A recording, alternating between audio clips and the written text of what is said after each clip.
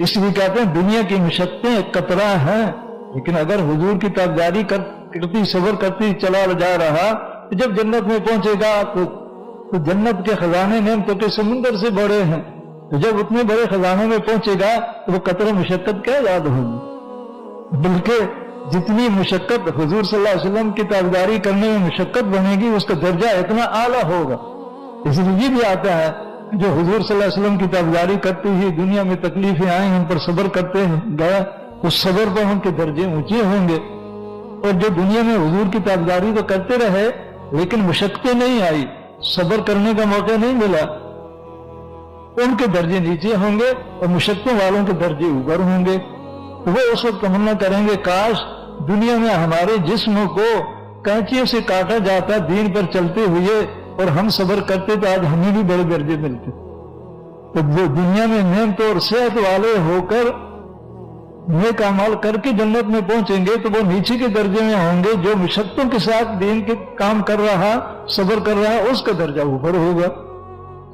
तो बहरहाल कामयाबी का दिन क़यामत का दिन है, उस दिन सामने होगा कौन कामयाब है कौन नाकाम है। इसलिए ईमान का ऐसा है कि क़यामत के दिन को सामने रखे कि क़यामत के दिन मुझे कामयाबी का फैसला मिले, नाकामी का फैसला ना। अल्लाह, और इसलिए कि वो फैसला जो है जिसकी कामयाबी का फैसला करोड़ बरस कामयाबियां चलेंगी, और जिसकी नाकामी का फैसला होगा तो करोड़ बरस की मुसीबतों में रहेगा, कभी मुसीबतें खत्म नहीं होंगी। तो भाई ईमान का हिस्सा है कि क़यामत के दिन को सामने रखे कि मेरे लिए क़यामत में क्या फैसला होगा और किस पर होगा। तो कामयाबी का दिन जिस दिन खुला ऐलान होगा, नाकाम अपनी नाकामी को सामने देखेगा, कामयाब अपनी कामयाबी को देखेगा, वो क़यामत का दिन है। इसलिए ईमान का हिस्सा है कि क़यामत के दिन की कामयाबी को सामने रखकर चले। और फरमाया ईमान का हिस्सा है कि अच्छी बुरे हालात के फैसले अल्लाह की तरफ से हैं, उस पर यकीन हो कि दुनिया में भी जो हालात आते हैं वो अल्लाह के फैसले के मुताबिक आते हैं, और तबीयत के खिलाफ जो हालात आते हैं वो भी अल्लाह के फैसले से आते हैं। इसलिए अल्लाह की तकदीर पर ईमान लाने की जो कुछ अल्लाह ने मुकर्रर किया है वो हक है। अच्छे हाल आए तो अल्हम्दुलिल्लाह पढ़ना, और मुशक्कत के हालात आ जाएं तो वो भी अल्लाह के फैसले से। तो अल्लाह के फैसले से जो आया है तो वो हक है, उसे हक माने, और आला दर्जा है कि मुशक्कत के हालात पर भी अल्हम्दुलिल्लाह पढ़े। इसलिए अल्लाह का फैसला हर फैसला काबिल तारीफ है।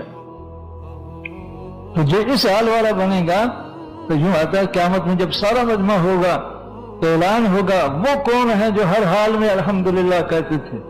तकलीफ आई तो भी अल्लाह के फैसले से, बीमारी आई तो भी अल्लाह के फैसले से आई, अल्हम्दुलिल्लाह उसका फैसला काबिल तारीफ है।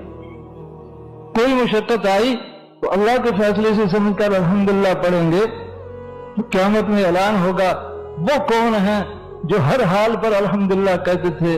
तो जो मुसीबतों के वक्त भी अल्लाह का फैसला समझकर अल्हम्दुलिल्लाह कहने वाले होंगे वो खड़े होंगे। जो खड़े होंगे तो हुक्म होगा जाओ तुम्हारा कोई हिसाब नहीं, बगैर हिसाब की जन्नत में जाओ। तो तकदीर पर तकलीफ का हाल आ गया, वो भी अल्लाह के फैसले से आया है, इसलिए उस पर भी अल्हम्दुलिल्लाह कहना। कोई हाल भी उसके फैसले के बगैर नहीं आ सकता। बाकी यह है कि हम कमजोर हैं, तकलीफ वाले हाल मांगने नहीं, आ जाए तो उस पर राजी रहना, अल्हम्दुलिल्लाह कहना, और अल्लाह पाक से तकलीफ वाले हाल के दूर होने की दुआ मांगना।